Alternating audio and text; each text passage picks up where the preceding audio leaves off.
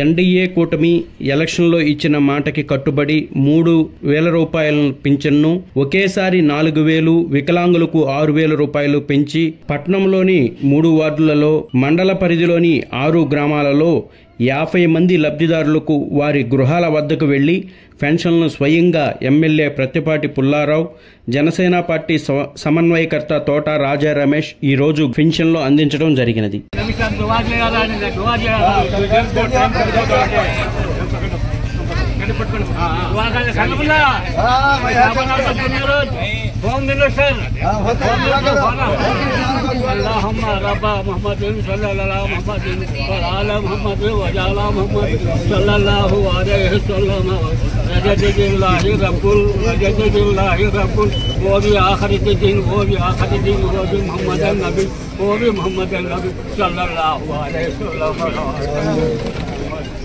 Home minister का बात आया कि बीच में होम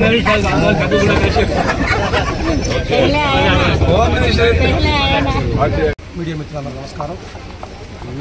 ఈరోజు ఎన్డీఏ కూటమి ఏర్పడిన తర్వాత 2వ నెలలో 2వ విడతలో భాగంగా పెన్షన్దారులకు నేరుగా పెన్షన్ ఇచ్చే కార్యక్రమానికి మంత్రులు, ఎమ్మెల్యేలు, ఎంపీలు నేరుగా ప్రజల వద్దకు ఇచ్చి వృద్ధాప్యులు కావచ్చు, వికలాంగులు కావచ్చు, వితంతువులు కావచ్చు ఇచ్చిన మాట కట్టుబడి ఈరోజు ఈ రాష్ట్రంలో ఎన్డీఏ కూటమి ప్రభుత్వం నారా చంద్రబాబు నాయుడు గారు, పవన్ కళ్యాణ్ గారు, బీజేపీ పార్టీ అధిష్టానం ప్రజలకు ఇచ్చిన మాటకి కట్టుబడి ఈరోజు పెన్షన్ నేరుగా ప్రజలకు ఇచ్చే కార్యక్రమాన్ని శ్రీకారం చుట్టడం జరిగింది.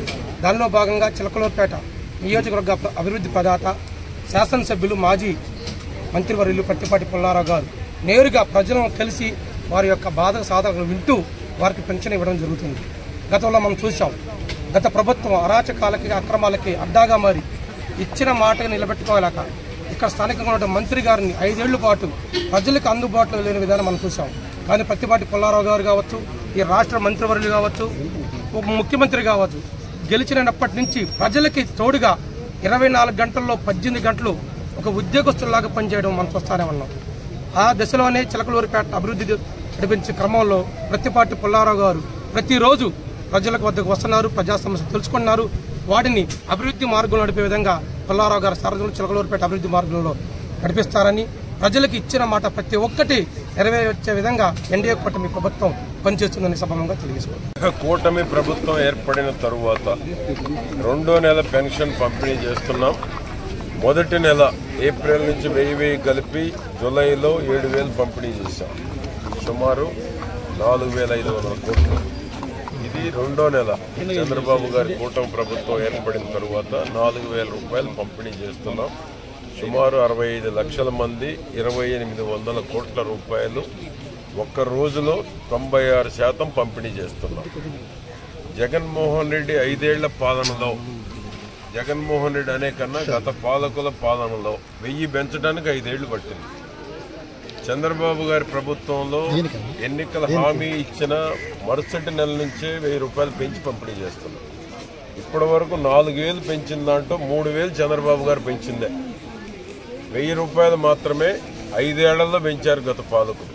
అంటే పేదవారి మీద ఎంత కక్ష ఉందనేటువంటిది గత పాలకులకి పెన్షన్ పెంచిన దాంట్లోనే అర్థమవుతా ఉంది.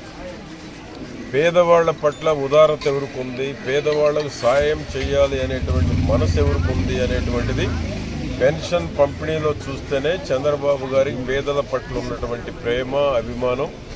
ఒక్క నెలలో 1000 రూపాయలు పెంచి పంపిణీ చేస్తున్నటువంటి ఘనత, గతంలో వాలంటీర్లను వంకబెట్టి 36 మంది వృద్ధుల ప్రాణాలు బలి తీసుకున్నటువంటి ఘనత గత పాలకులైతే ఒక్క రోజులో 96% పంపిణీ ఉన్న సిబ్బందితోటి ఏ కుంటి సాకులు లేకుండా పంపిణీ చేస్తున్నటువంటి ఘనత చంద్రబాబు గారి కూటమి ప్రభుత్వాన్ని.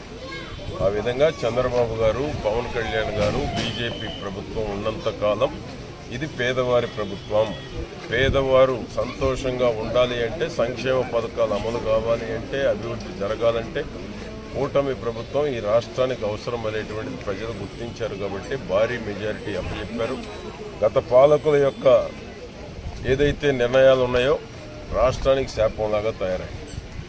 అందుకనే ఏ నిర్ణయం తీసుకోవాలన్నా చంద్రబాబు గారు ఆచితూచి అడుగులేసేటువంటి దాంట్లో కొంత కాలయాపన జరుగుతుంది. కానీ రాష్ట్రాన్ని పరిపాలన గాడిలో పెట్టడానికి సమయం పడుతుంది. గత పాలకుల యొక్క అస్తవ్యస్త పరిపాలనే దానికి నిదర్శనం. ఏ ఆఫీసును దేంట్లో నియమించాలన్నా ఏదో ఒక మరి అతని మీద అపనిందలో ఆరోపణలో వస్తూ ఉంది. ప్రజల్లో అవేర్నెస్ పెరిగింది, సోషల్ మీడియా ఉధృతంగా ఉంది. కనుక ఏంటంటే గతానికి ఇప్పటికీ పరిపాలన సవ్యంగా జరగాలంటే ఆచితూచి నిర్ణయాలు తీసుకోవాల్సినటువంటి పరిస్థితి ఉంది. కాబట్టే ఈరోజు ఒకరోజు ఆలస్యమైన మంచి నిర్ణయాలు తీసుకొని ఈ రాష్ట్రంలో ఉన్న 5 కోట్ల మంది ప్రజల యొక్క సంక్షేమం అభివృద్ధి ధ్యేయంగా ముందుకెళ్ళటం, సంపద పెంచాలి, ఈ రకంగా పేదవాడికి పెరిగిన సంపద పంపిణీ చేయాలన్నటువంటి ప్రభుత్వం ఈ యొక్క కూటమి ప్రభుత్వం.